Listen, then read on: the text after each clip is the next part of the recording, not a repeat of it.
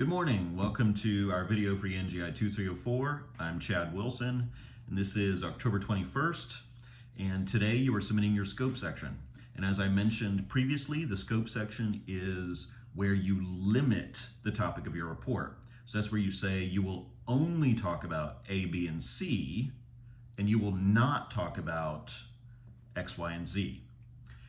And that only, not statements, those only not statements, that's a good way to think about the scope section, because that really limits. And then your reader says, well, okay, you limited it, but maybe you'll still talk about how the lithium is mined. And you say, well, no, I'm not going to talk about it. So you try to anticipate your reader's expectations and then limit those expectations based on what you think they'll think. It's hard. You're not going to get it perfectly every time, but you want to attempt to address those things. So that's the scope section. Now for Friday, you have response journal 2 due. And response journal 2 is not where you Google engineering ethics news. That's not what it is. What you want to do is look at a news story, a recent news story, and then try to analyze that news story in light of the NSP Code of Ethics. So the way to do this is to find something you're interested in that may or may not have to do with technology or engineering, and then think about the Code of Ethics. Is there a way an engineer can understand this thing, or is there, using the Code of Ethics, is there some ethical code that could guide it? Or is there a code that will help engineers know what to do based on this news story? So for example, I just saw a story where there were quite a few shark attacks in Australia this year, more than previously. And one of the reasons they think there may be more shark attacks is because of climate change. I'm not going to go into the science of why they think that's happening, but the point is, it can make you think about climate change. And then you can say, well, is there something in the NSP Code of Ethics that can help me understand how to think about climate change, or what an engineer's role should be in climate change? Now, you may not be an expert in climate change, but can you use something is there some code in the NSPE that could address an issue like climate change? So it could be that, or it could be about the new 5G spectrum that's being released or has been released. Is there something in the Code of Ethics that could address that? Like, what is it going to do to previous users who cannot use 5G? Is it really creating a hierarchy of those who can afford the new thing end up getting something really good, while those who can't communicate as well? And what does that do in terms of our schools, which many of them are virtual right now? So is there a way to think about contemporary issues using what you've learned from the NSPE about engineering ethics? So it's not to find something about engineering ethics.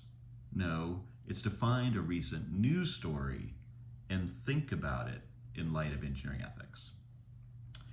Okay, for next week, you have your background or problem section due. And guess what this section does? Well, it gives the background and it describes the problem. If you couldn't tell, I love technical writing because it says what it means. It's often named proposal. What's a proposal do? It proposes. What's a recommendation report? It recommends. So I like technical writing for that fact. You want to spend some time on the background or problem section. And you can have two separate sections, background and problem, or problem and background, or you can make it one, or you can have one or the other. It kind of depends. Your background and problem section, I'm going to discuss them separately. The problem is very important. Without understanding the problem, we don't know why your report is necessary. So for example, if you are talking about wind power and solar power, the problem could be climate change, other kinds of pollution, the unavailability or problems caused by fossil fuels, the cost of extracting fossil fuels. So any of those problems, wind power and solar power may help address those problems. So in order to understand why wind power and solar power need to be talked about, and you're going to recommend one of them, we need to understand why it's necessary in the first place. Do you have to go into every single problem? No. As I've said before, it's better to say more about less. So it's better to pick one and really expand it so that we understand how we're leading from the problem to your proposed solution, which is recommending one of these products. Then you're going to give the background. If you're talking about wind and solar power, for example, once you describe that problem, then we're going to want to know, how does wind power work? Wait a minute, how do you harness the wind? Well, you're going to describe the wind turbines. You're going to show how it generates, how they can transmit, how they can store. They don't always do that, but they can. And you're going to explain how solar panels work. Okay, you're going to go into detail about those things. You don't want to jump over that, because that's background that we need to be to be able to understand. So we need to know, why is this important? That's the problem. And then we want to know, well, how does it work before we can understand the criteria and understand which recommendation makes sense. Now, with that, I want to make sure that after reading your annotated bibliographies, I want to make sure that you're thinking of your criteria and how to find research for it, how to find the information that you need. Because the idea here is to find the information that you need, not to find someone who's already done the exact research. So if you are doing wind power versus solar power, you could Google wind versus solar. But wait a minute, then you're just going to be regurgitating what someone else said.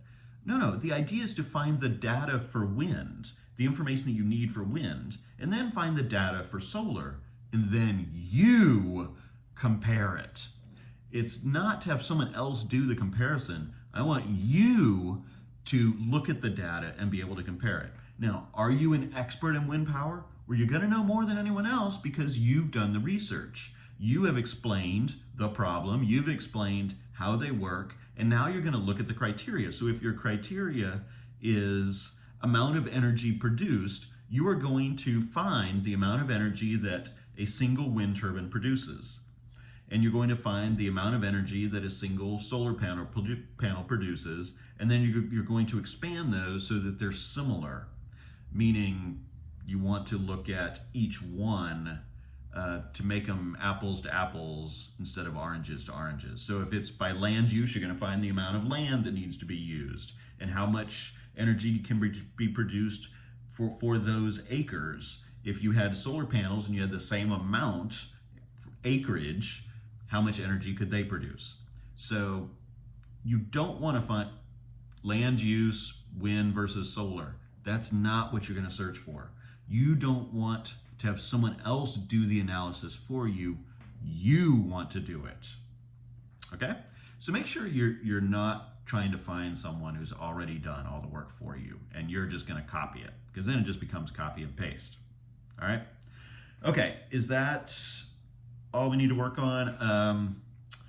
Good luck, and I will probably be making another video Friday or Monday. All right.